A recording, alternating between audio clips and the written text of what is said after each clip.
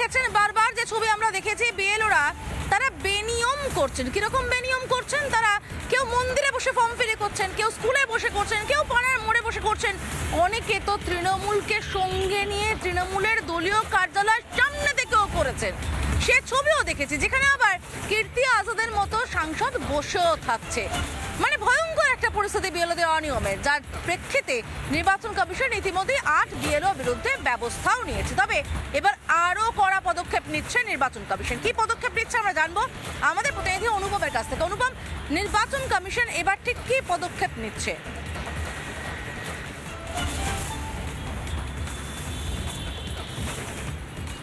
দেখো, মুখ্য নির্বাচনের আধিকারিকের যে দফতর রয়েছে কলকাতা, তারই উপরের তলায় একটি মনিটরিং সেল কমিশন খুলল এবং সেই মনিটরিং সেল থেকে মূলত যারা পশ্চিমবঙ্গের বিএলও হিসেবে কাজ করছেন 86,806টি বুথে, সেই সমস্ত বিএলওদের ওপর নজরদারি রাখা হবে, একেবারে ক্লোজ মনিটরিং করা হবে, এমনটাই কমিশন জানাচ্ছে।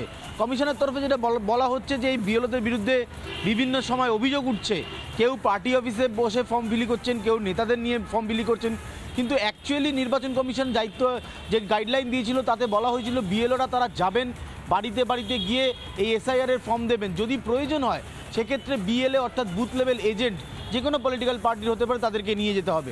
কিন্তু এই নিয়ম মানছেন না অনেক বিএলও শাসক দলের হয়ে কাজ করছেন বলে অভিযোগ উঠছে। ফলে সেই কারণে কমিশন ক্লোজ মনিটরিং চালু করছে। আর নির্বাচন কমিশনের যে দফতর রয়েছে সেখানেই এবার এই মনিটরিং সেল খোলা হচ্ছে এবং এখান থেকেই সম্পূর্ণ নজরদারি চালানো হবে এবং যে বিএলওর বিরুদ্ধে অভিযোগ উঠবে সেই বিএলওকে এখান থেকেই ফোন করা হবে এবং কেন তার বিরুদ্ধে এই অভিযোগ উঠলো সেটা জানা হবে। এই ক্লোজ মনিটরিংয়ের সাথে সাথে কড়া ব্যবস্থাও কমিশন নেবে। ইতিমধ্যেই তুমি জানো যে এফআইআর পর্যন্ত করা হয়েছে, শোকজ করা হচ্ছে। ফলে একদিকে বিএলএদের এফআইআর, বিএলওদের শোকজ, এই সমস্ত কিছু অব্যাহত রয়েছে। এর মধ্যেই এসআইআরের সময় যথেষ্ট বেড়ে যাচ্ছে। 4 তারিখ থেকে 4 তারিখ অর্থাৎ 1 মাসের মধ্যে যাবতীয় প্রক্রিয়া শেষ করতে হবে, তার মধ্যে সময় অনেকটা বেরিয়ে গেছে।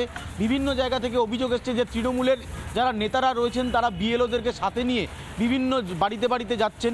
অনেকে প্রশ্ন তুলছেন যে শাসক দলের নেতা থাকছেন, অনেক মৃত ভোটার যাদের নাম বাদ হয়ে গেছে সেই ফর্মও জোর করে দিয়ে দেওয়া হচ্ছে। এরকম গুচ্ছ অভিযোগ বিভিন্ন জেলা থেকে আসছে। তাই এই ক্লোজ মনিটরিং চালু করলো নির্বাচন কমিশন। কমিশনের দফতর থেকে এই ক্লোজ মনিটরিং চলবে এবং একইভাবে বিএলওদেরকে যাতে কড়া ব্যবস্থা দেওয়া যায় সেই ব্যবস্থা কিন্তু কমিশন করছে। ফলে সব মিলিয়ে যেখানে যেখানে অভিযোগ উঠছে সেই সমস্ত অভিযোগ খতিয়ে দেখছে কমিশন। বেশ ধন্যবাদ অনুপম। আমাদেরও নজর থাকবে বিএলওদের দিকে, যারা যারা অনিয়ম করছে সবার আগে দেখতে পাবেন রিপাবলিক বাংলায়।